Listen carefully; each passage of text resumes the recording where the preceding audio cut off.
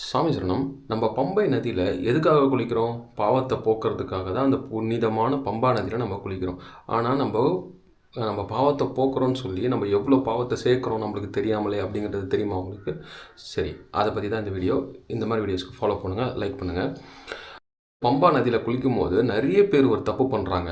என்னென்னா, குளிச்சுட்டு அவங்களுடைய அணிஞ்ச உடைகளை அங்கேயே விட்டுட்டு வர்றதுன்றது ஒரு வழக்கம் நிறைய பேர் ஃபாலோ பண்ணுறாங்க.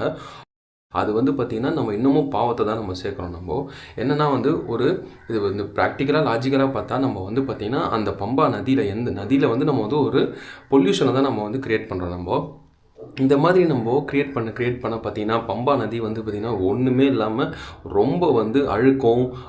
அது அந்த பம்பா நதியில் அடிச்சுட்டு வர அழுக்கு எல்லாமே பார்த்திங்கன்னா இந்த துணியில் மாட்டி அது எல்லாமே தங்கி அது திருப்பியும் பக்தர்களுக்கு தான் அந்த அந்த நோயும் ஏதோ ஒன்று கிருமியோ வருது.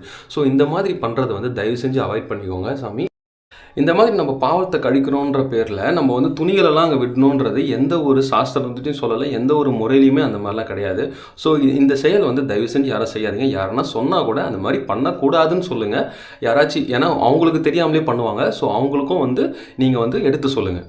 அதே மாதிரி மாலை போட்டுட்டு வரும்போது கரெக்டாக பம்பா நதியிலே மாலையை கழட்டிட்டு ஒன்று கையில் கொடுத்துட்றாங்க, இல்லைனா அந்த மாலையை பார்த்திங்கன்னா பம்பா நதியில் போட்டுடுறாங்க.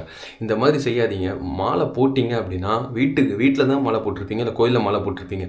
திருப்பி அதே இடத்துக்கு மாலையை கழட்டுறது மட்டும்தான் ஐயப்பனுடைய விரதத்தில் நீங்கள் பண்ணுறது கம்ப்ளீட் பண்ணுறதுக்கான அர்த்தம். நீங்கள் 41 நாள் கடும் விரதம் இருந்துட்டு அந்த ஐயப்பனையும் பார்த்துட்டு எல்லாமே பண்ணிவிட்டு கரெக்டாக கீழே வரும்போதே நீங்கள் அதெல்லாம் கழட்டிட்டீங்க அப்படின்னா எப்படா மாலையை கழட்டுவோன்றதுக்காக நீங்கள் மாலை போட்ட மாதிரி இருக்குது. ஓகேங்களா? அந்த மாதிரி தயவு செஞ்சு செய்யாதீங்க. கீழே பம்பா நதியில் மாலை கழட்டுற பழக்கமோ இந்த மாதிரி துணிகள்லாம் அதே மாதிரி உள்ளாடைகளையும் பம்பா நதியிலே போட்டுருங்க. இந்த மாதிரி பண்ணாதீங்க சாமி. இது ரொம்ப ரொம்ப தப்பு. இன்னும் கேட்டால் இது பாவமான செயல். தயவு செஞ்சு செய்யாதீங்க. பம்பா நதியில் இப்பயும் பார்த்தீங்கன்னா இந்த மாதிரி ஒரு விஷயத்தினால தான் போல் ஒரு வேளை நம்ம இப்போ பார்த்தீங்கன்னா இந்த வருஷம் நிறைய பேர் பம்பா நதியில் குளிக்காமலே இருந்திருப்பாங்க. எனக்கு என்னமோ இந்த மாதிரிலாம் பாவத்தை கொட்டுறதுனால தான் ஐயப்பா நீங்கள் யாருமே குளிக்காதீங்கடா அப்படின்னு சொன்ன மாதிரி இருக்குது எனக்கு என்னமோ.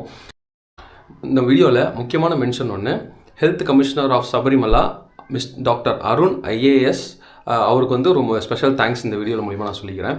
ஸோ இந்த மாதிரி வீடியோஸ்க்கு ஃபாலோ பண்ணுங்கள், லைக் பண்ணுங்கள். சாமி சரணம்.